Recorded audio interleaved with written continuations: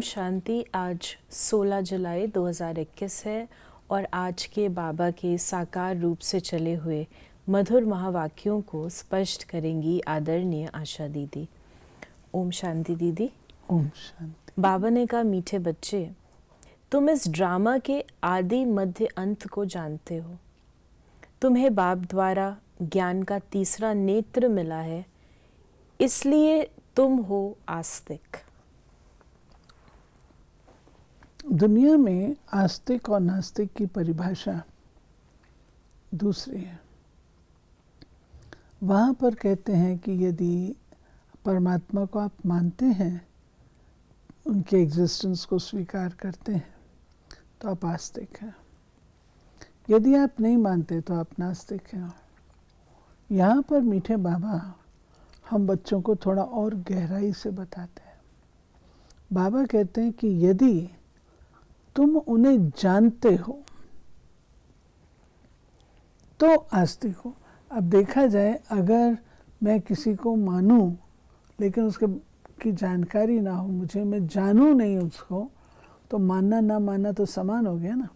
इसलिए बाबा इस बात को स्ट्रेस करते हैं, वो है आस्तिक और वो है नास्तिक। क्वेश्चन है, बाप का कौन सा टाइटल धर्म स्थापकों को नहीं दे सकते हैं? बाबा है सदगुरु। किसी भी धर्म स्थापक को गुरु नहीं कह सकते, क्योंकि गुरु वो जो दुख से छुड़ाए, सुख में ले जाए।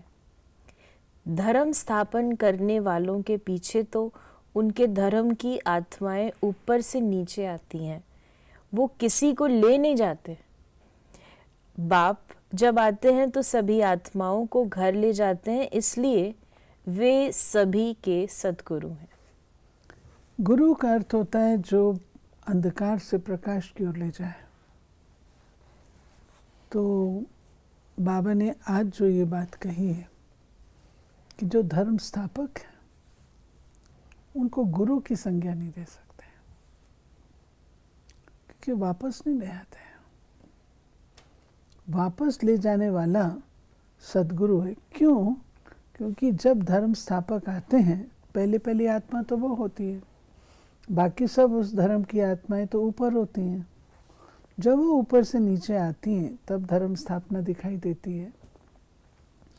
बाबा के केस में सब आत्माएं धरती पर ही होती हैं, सतयुग से लेकर के धरती पर ही, वापस तो कोई गई नहीं है।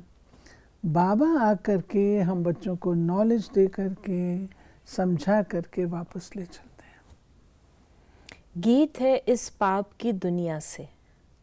बाबा ने कहा, बाप आकर तुम बच्चों को तसल्ली देते हैं कि अब थोड़ा धीरज धरो, तुम पापों के बोझ से बहुत भारी हो पड़े हो।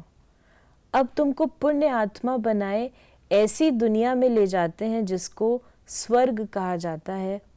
वहां न कोई पाप होगा, न कोई दुख होगा। आज यहाँ है, कल अपने शांति धाम, सुख धाम में जाएंगे। जैसे बीमार मनुष्य थोड़ा ठीक होने पर होता है तो डॉक्टर धीरज देते हैं, जल्दी से तुम बहुत अच्छा हो जाएंगे। अब ये तो है बेहद का धीरज। फिर बाबा ने कहा, गीत में भी है, ये जो बात बाबा ने कही, बेहद का धीरज। बाबा केवल धैर्य नहीं देते हैं, उसके साथ शब्द लगा बेहद का। तुम केवल वापस नहीं जाते हो, परंतु सारे कल्प के अंदर जो तुम पार्ट प्ले करते हो वो भी तुम्हारा बहुत हाई क्वालिटी का होता है। इसलिए आज जो तुम दुख में हो, अभी तुम्हारे दुख के दिन पूरे होते हैं, समाप्त होते हैं, और तुम्हारे सुख के दिन आ रहे हैं। तो तुमको शांति और सुख, धैर्य रखो, तुमको शांति और सुख दोनों मिलेगा। गीत में भी है, एक है अंधे की औलाद अंधे, दूसरे हैं सज्जे। दिखाते हैं महाभारत लड़ाई लगी थी और एक आदि सनातन देवी देवता धर्म की स्थापना हुई थी। बाप ने आत्माओं को आकर राजयोग सिखाया था, सत्युगी स्वराज देने के लिए। फिर बाबा ने कहा कि सारे वर्ल्ड की हिस्ट्री ज्योग्राफी कोई एक भी नहीं जानते हैं। नेचुरली, क्योंकि कोई ऐसा है ही नहीं जो इससे न्यारा है। जो न्यारा है वो केवल शिव बाबा है। दर्शक शिव बाबा है, बाकी सब तो पार्ट में आते हैं। जो पार्ट में आते हैं वो पूरी हिस्ट्री ज्योग्राफी जान नहीं सकते हैं, ये अपना पार्ट प्ले करते हैं।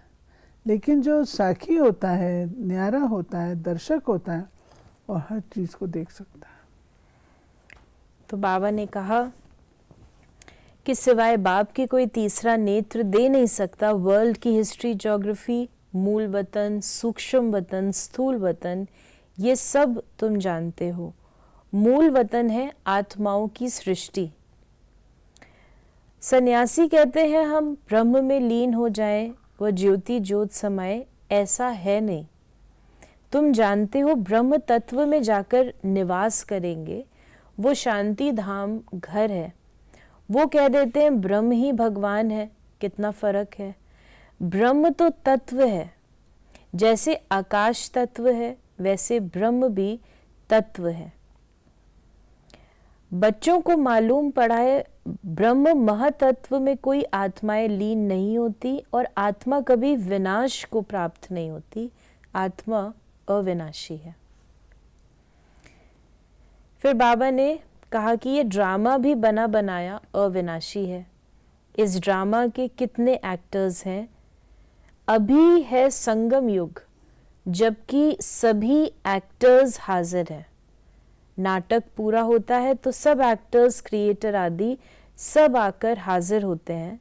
इस समय ये बेहद का ड्रामा पूरा होता है, फिर रिपीट होना है। बाबा ने इसकी तुलना की है सामान्य नाटक से। जैसे उस नाटक में पार्ट प्ले करने के बाद सब एक्टर्स में वापस स्टेज पर आते हैं, तो ऐसे बाबा कहते हैं जो भी एक्टर्स हैं वो वापस नहीं जाते हैं। सब के सब एक्टर्स यहाँ पे पुनर्जन्म लेते हुए अंत तक यहाँ पर रहते हैं, और वो आकर के अंत में शिव बाबा आकर के सबको वापस लेके जाता है। बाबा ने कहा ये भी समझाया है कि मुख्य धर्म शास्त्र ही चार, और जो धर्म वाले हैं वो आते ही हैं सिर्फ अपने धर्म की स्थापना करने, राजाई आदि की बात नहीं। उनको गुरु भी नहीं कह सकते, गुरु का काम है वापस ले जाना।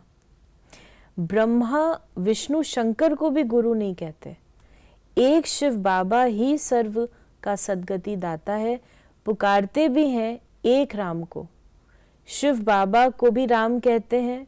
बहुत भाषाएं हैं तो नाम भी बहुत रख दिए हैं, असल नाम है शिव।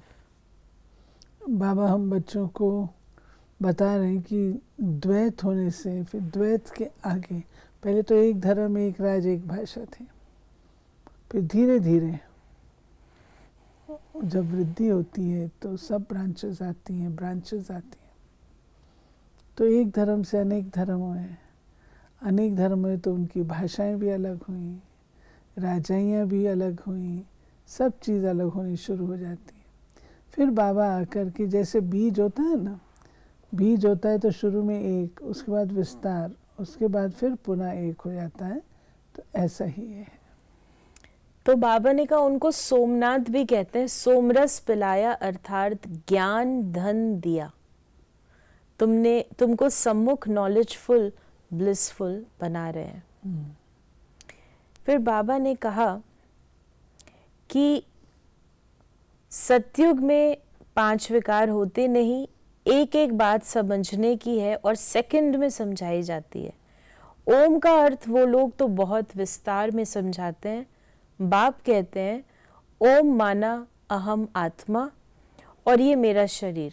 कितना सहज है, सिंपल। ओम आत्मा बोलो तो ओम परमात्मा को कह देते हैं ना, लेकिन बाबा आकर के कहते हैं ओम। बाप कहते हैं तुम सब पार्वतियां हो। शिव बाबा तुमको अमर कथा सुना रहे हैं, अमर बनाने के लिए, अमर लोक में ले जाने के लिए। ये मृत्यु लोक है, तुम सब पार्वतियां अमरनाथ द्वारा अमर कथा सुन रही हो। अमरनाथ है शिव बाबा, पार्वतियां हैं हम बहनें, और अमर कथा है ज्ञान जो शिव बाबा सुनाते हैं। तो अमरनाथ ने पार्वतियों को कथा सुनाई। अब पार्वती तो आत्मा का प्रतीक है।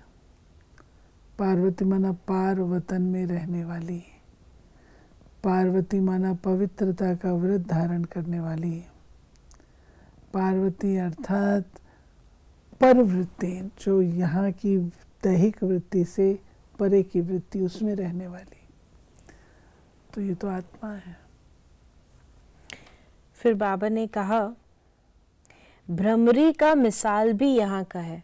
तुम ब्राह्मण क्या करते हो? विकारी कीड़ों को बदल देवता बनाते हो। मनुष्य की ही बात है। भ्रमरी का ये तो एक दृष्टांत है। तुम ब्राह्मण बच्चे अभी बाप द्वारा अमर कथा सुन रहे हो, औरों को बैठ ज्ञान की भूभू करते हो, जिससे मनुष्य से देवता स्वर्ग की परी बन जाते हैं। बाकी ऐसे नहीं कि मानसरोवर में डुबकी लगाने से कोई परी बन जाएंगे, ये सब है झूठ। तुम झूठ ही सुनते आए हो, अब बाप ट्रूथ सुनाते हैं। फिर बाबा ने कहा कि हम इन कानों द्वारा सुन रहे हैं, आत्म अभिमानी बनना है, फिर परमात्मा भी रियलाइज कराते हैं। बाप ही खुद आकर समझाते हैं, मैं साधारण बूढ़े तन में प्रवेश करता हूँ, नहीं तो ब्रह्मा कहाँ से आए? पतित तन ही चाहिए। सूक्ष्म वतनवासी ब्रह्मा में विराजमान होकर तो ब्राह्मण नहीं रचेंगे। बताते हैं यहाँ आकर के रचना रचनी होती है, कोई सूक्ष्म वतन में तो रचना नहीं रचे। वहाँ पे लोक ही नहीं है ना, वहाँ पे जीवन नहीं है, जीवन यहाँ पर है। तो सूक्ष्म लोक तो केवल मात्र संगम की कहानी है, बाकी तो सारा पाठ इस लोक में चलता है। मनुष्य ब्रह्मा का चित्र देखकर मूंझ जाते हैं, कहते हैं ये तो दादा का चित्र है, प्रजापिता ब्रह्मा तो जरूर यहाँ होगा। सूक्ष्म वतन में कैसे प्रजा रचेंगे? प्रजापिता के बच्चे हजारों ब्रह्मा कुमार कुमारियां हैं, झूठ थोड़े होगा। हम शिव बाबा द्वारा वर्षा पा रहे हैं। ये बाबा ने बताया प्रजा मीन्स पीपल, तो पीपल कहाँ है? ना तो मूल वतन में, ना सूक्ष्म वतन में, स्थूल वतन में। आज का वरदान है, फॉलो फादर और सी फादर के महामंत्र द्वारा एक रस स्थिति बनाने वाले श्रेष्ठ पुरुषार्थी भव। सी फादर फॉलो फादर, इस मंत्र को सदा सामने रखते हुए चढ़ती कला में चलते चलो, उड़ते चलो। कभी भी आत्माओं को नहीं देखना, क्योंकि आत्माएं सब पुरुषार्थी हैं। पुरुषार्थी में अच्छाई भी होती है और कुछ कमी भी होती है, संपन्न नहीं। इसलिए फॉलो फादर न कि ब्रदर सिस्टर। तो जैसे फादर एक रस है, ऐसे फॉलो करने वाले एक रस स्वतः हो जाएंगे। आदर्श को ही फॉलो किया जाता है, और आदर्श है केवल शिव बाबा, ब्रह्मा बाबा। उन्होंने कैसे अपने को कर्मातीत बनाया, कैसे बाबा ने संपूर्णता को पाया, और तो कोई भी ऐसा नहीं है। अगर हम भाई बहनों को देखेंगे तो हमको गलतियां नजर आएंगी। तो शिव बाबा कहते हैं फॉलो मी ओनली। स्लोगन है, परचिंतन के प्रभाव में न आकर शुभ चिंतन करने वाली शुभ चिंतक मणि बनो। ये हमारी चॉइस है, हमने क्या बनना है, मणि बनना है या पत्थर। अगर पत्थर तो परचिंतन करो, मणि बनना है तो शुभ चिंतन करो। तो ये थे बाबा के आज के महावाक्यों का स्पष्टीकरण। यदि आपके मन में कोई सवाल है तो आप व्हाट्सएप करें 26599309 पर। ओम शांति।